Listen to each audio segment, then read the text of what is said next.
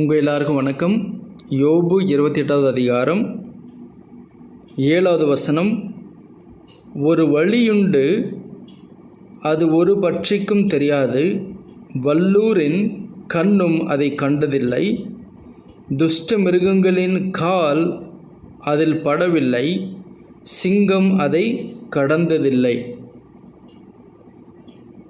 ஒரு வழியுண்டு, அதாவது ஒரு வழி இருக்குது அப்படின்னு சொல்லிட்டு யோபு சொல்கிறாரு. ஒரு வழியுண்டு, அது ஒரு பட்சிக்கும் தெரியாது, பறவைகளுக்கும் தெரியாது. பறவைகளுக்கு தெரியாத வழி எங்கேயாவது இருக்குதாங்க? இல்லை. பறவைகள் பறந்துக்கிட்டே தான் இருக்கும், எல்லா இடத்துலையும் இருக்கும்.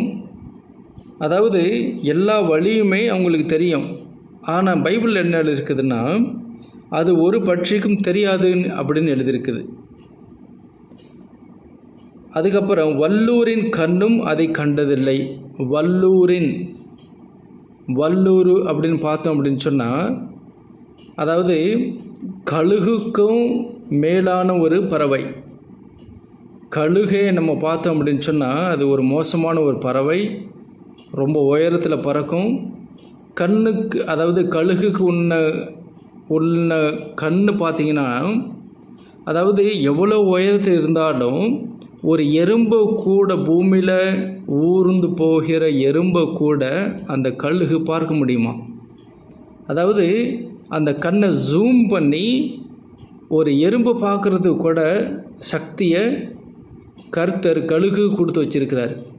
அதாவது எல்லாத்தையுமே உன்னிப்பாக மொத்தமாக பார்க்குறதுக்கான கண்ணு கழுகுக்கு இருக்குது.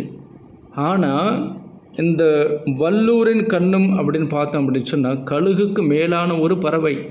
அந்த பறவை ஆட்டுக்குட்டியையும் அடிக்குது, அதுக்கப்புறம் நரியையும் அதாவது நரியையும் தூக்கிட்டு போகிற ஒரு பலம், சக்தி யார்கிட்ட இருக்குதுன்னா அந்த வல்லூரின் அதாவது அந்த அப்படிப்பட்ட ஒரு பறவைகிட்ட இருக்குது.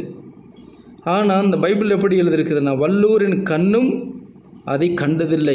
அதாவது வல்லூருக்கு தெரியாத ஒரு வழி இருக்குது, எந்த ஒரு பறவைகளுக்குமே தெரியாத ஒரு வழி இருக்குது. துஷ்ட மிருகங்களின் கால் அதில் படவில்லை. துஷ்ட மிருகங்களின் கால் அதில் படவில்லை அப்படின்னு சொன்னால், துஷ்ட மிருகங்கள் அப்படின்னு சொன்னால் காட்டுகளில் இருக்கிற விலங்குகள் எல்லாமே எல்லா இடத்துலையும் நடந்துக்கிட்டே தான் இருக்கும். அந்த மிருகங்களோட கால் எல்லா இடத்துலையுமே பட்டுக்கிட்டு தான் இருக்கும்.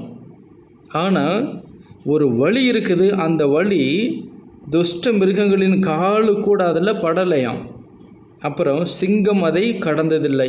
சிங்கம் அப்படின்னு பார்த்தோம் அப்படின்னு சொன்னால் எதுக்குமே பயப்படாது. சிங்கம் எல்லா இடத்துலையும் போகும், எல்லாத்தையும் செய்யும். ரொம்ப தைரியமாக இருக்கிற ஒரு மிருகம்தான் சிங்கம். அதாவது பறவைகளுக்கும் தெரியாத ஒரு வழி, வல்லூரின் கண்களுக்கும் தெரியாத ஒரு வழி, துஷ்ட மிருகங்களின் கால் படாத ஒரு வழி, சிங்கம் அதை கடந்து செல்ல முடியாத ஒரு வழி இருக்குது அப்படின்னு சொல்லி பைபிளில் இருக்குது. அதாவது பல நேரம் கஷ்டங்கள், துயரங்கள், வேதனைகள் இது எல்லாமே வரும்போது இதிலேருந்து என்னை காப்பாற்றுறது ஏதாவது வழி இருக்குதா அப்படின்னு சொல்லிட்டு நம்ம கேட்குறது வழக்கம், அழுகுறது வழக்கம். அதாவது வேறு வழியே இல்லையா அப்படின்னு சொல்லிட்டு நம்ம தேடுறது வழக்கம். யாராவது எனக்கு உதவி பண்ணுவாங்களா? விசுவாசி எப்படி சொல்லுவாங்கன்னா, கர்த்தாவே என்னையே காப்பாற்றுங்க, ஏதாவது ஒரு வழி இருந்தால் காட்டுங்க அப்படின்னு சொல்லிட்டு நம்ம கேட்குறது வழக்கம். கர்த்தர் என்ன சொல்கிறாருன்னா, பறவைகளுக்கு தெரியாத வழி, வல்லூரின் கண்ணுக்கு தெரியாத வழி, துஷ்ட மிருகங்களின் கால் படாத வழி, சிங்கம் அதை கடந்து செல்ல முடியாத ஒரு வழி என்கிட்ட இருக்குது அப்படின்னு சொல்லிட்டு கர்த்தர் நம்மளை அவர் பக்கம் அழைக்கிறாரு. ஏன் அப்படி சொன்னால், அவரே வழியாக இருக்கிறாருங்க.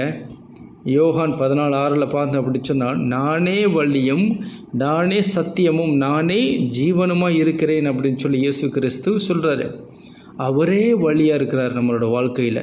அவரே நம்மளோட வழியை காட்டுறவராக இருக்கிறாரு, நம்மளோட வழியாகவே அவர் இருக்கிறாரு. அப்படிங்கிறதுனால அவரை நம்ம மனசில் தாங்கி வச்சிருக்கும்போது எல்லா வழிகளையும் அவர் காட்டவராக இருக்கிறாரு.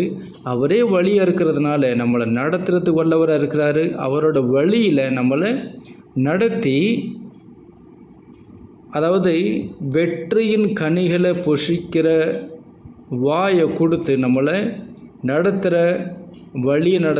வழியாக இருக்கிற இயேசு கிறிஸ்து நம்ம கொண்டு இருக்கிறோம். அப்படிங்கிறதுனால சந்தோஷமாக இருங்க. எந்த வழியுமே இல்லை அப்படின்னு சொல்லி இந்த உலகத்தில் நீ கஷ்டப்பட்டாலும் கர்த்தரே இயேசு கிறிஸ்து உங்களோட வழியாக உங்களோட வாழ்க்கையில் இருக்கிறாருங்கிறத மறந்துடாதீங்க. அவரே உங்களோட வழி. அதாவது எந்த வழியுமே இல்லை அப்படின்னு சொல்லிட்டு இருக்கிற தருவாயிலையும் நானே உனக்கு வழியாக இருக்கிறேன் அப்படின்னு சொல்லிட்டு நடத்துகிறதுக்கு ரெடியாக இருக்கிற ஒரு நல்லதொரு தகப்பனை நம்மளோட இருதயத்துக்குள்ளே நம்ம வாங்கி வச்சிருக்கிறோம். அப்படிங்கிறதுனால அவரே பார்த்து அவரே தான் வழி அப்படிங்கிறத தெரிஞ்சு அவரோட வழியில் நம்ம நடப்போம். ஆமென்.